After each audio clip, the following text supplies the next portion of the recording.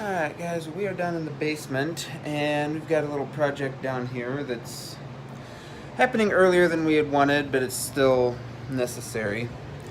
Um, it has been in the negatives the last 3 days. It's been as low as negative 16 is the lowest actual that I've seen with wind chills lower. And we have two 26-year-old furnaces that heat this house. Both have failed this winter. The upstairs failed on the thermostat, the downstairs failed on the burners, and so we have made the decision to go ahead and replace them. And we're going to be pulling out the two 26-year-old 60,000 BTU units and replacing them with one high-efficiency 110,000 BTU unit, which will be nice because these two eat a lot of propane when they are running. And when it is this cold, they are running pretty much consistently. They do get the house warm and keep the house warm, but they run a lot of fuel to do it. And so we're going to film the before, now, and then after they're done, because we're having it put in. It's not something that I'm going to try to do myself. I got it working again, but I'm not going to try to replace it. So this is going to be the before, and then we'll come back and show you the after. So this is what we have. Two Janitrol units. The one on the left goes upstairs and has the air conditioner connected to it. The one on the right controls downstairs, and it has no AC. Both of these are going to be turned into one. They'll be out tomorrow to measure their ductwork so they have all their metal work ready to go, and then they'll be in Thursday to swap it over since it's supposed to be relatively warm, and the house won't cool off too terribly bad. This one had failed before it got super cold on the thermostat, so we replaced the thermostat. We know from the previous owner the igniter failed last year, and I haven't pulled the burners on it, but I have a feeling that the burners are probably not in that great of condition. This one is working, but it is technically, I consider it an active fail. The burners, as you can see, are working. How well you can see it, I don't know, but there is a lot. That flame is not very good. That flame is mostly orange. So they are working. It is putting out heat. It is heating the downstairs, but they are not. It's not as hot as it should be.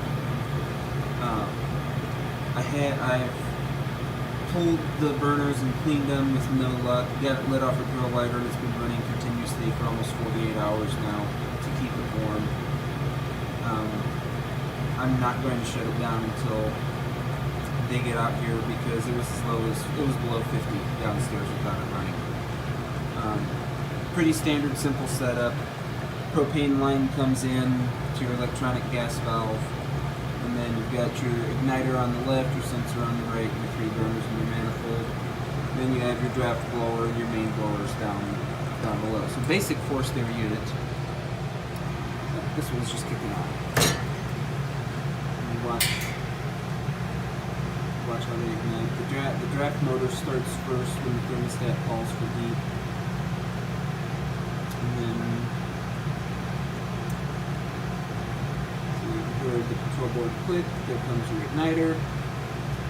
We'll let the igniter heat up for a couple seconds, and then it'll click again and ignite.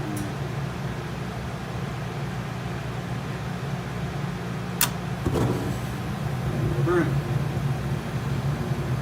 Let me shut off the overhead light.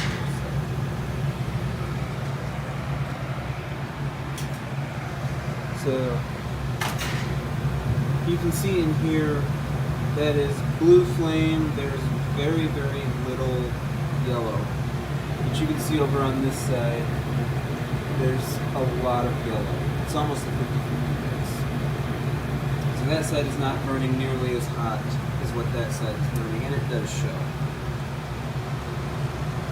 And there the main blower just kicked on and now it's running. So we got a really good deal. We have family in the HVAC business, and we got a good deal.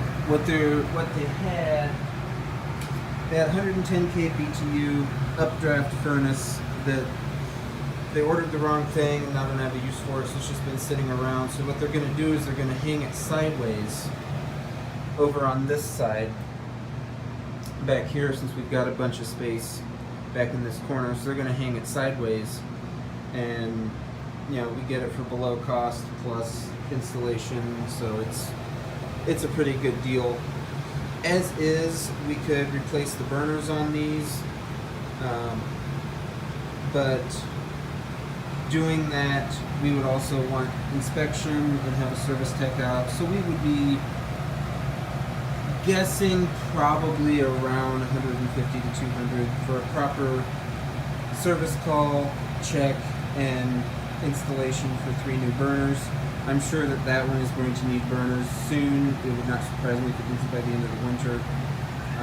These aren't super easy to come by either, but with propane, because of how much of a wear it puts on it, plus these aren't very good efficiency, we made the call just go ahead and swap them out now.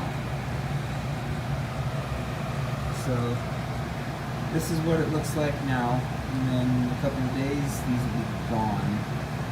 One of the reasons that we liked this house was because of how clean everything in the basement is. The ductwork and all the mechanicals in this house are really super simple. Everything is very neat, very nicely done, so it will be easy to combine them and all of that. That's a network wire, not an electrical wire. It's hanging down. That's goes up to my computer, up to the router. Up here we've got the condensate line. The air conditioner's out behind that window over there. We're going to replace it with a heat pump in the spring. That way we can heat the house to a certain degree without having to turn the propane on. So that will help, because at $1.78 a gallon, propane isn't ridiculous, but it's also not cheap, especially when you burn through a lot of it. Go back here, saw where all the returns and everything are. And then I'm going to have him check on that back there. That's where the water heater vents. That vents into a chimney that is built into what was, we're pretty sure was once an exterior wall and is now just a random brick wall. It's in the middle of the house before it hits the crawl space, and we want to see if they can vent that somewhere else, because we're not sure if that chimney is lined. I have a feeling it's not, and I don't really like the idea of the water heater flue gases going up through unlined old brick like that. So we already know he's going to have to plug a hole, because this is going to go from 2 to 1. So if there's a way that they can vent it out through here per code, which we're not sure, he'll have to look at it. If he can't, he can't. See if you can at least inspect that to make sure that that's got a liner in it. If not, if he's concerned about it, but you know, we'll see. So that'll be good. Right now it's on a 2-ton AC, which is fine for one floor. We're going to go to a 4-ton heat pump and go for the entire house. So that'll be a big efficiency boom. That's what we're at. So it'll be about 2 days for me, but about 2 seconds for you, and you're going to see the brand new workings. Oh, there you go. Okay, not entirely, but this is kind of what it looks like now. Not entirely conventional, but in a 160-year-old house, you don't end up generally being conventional. This is how they had to tie into the old existing ductwork. So this wraps around and then goes back that way. So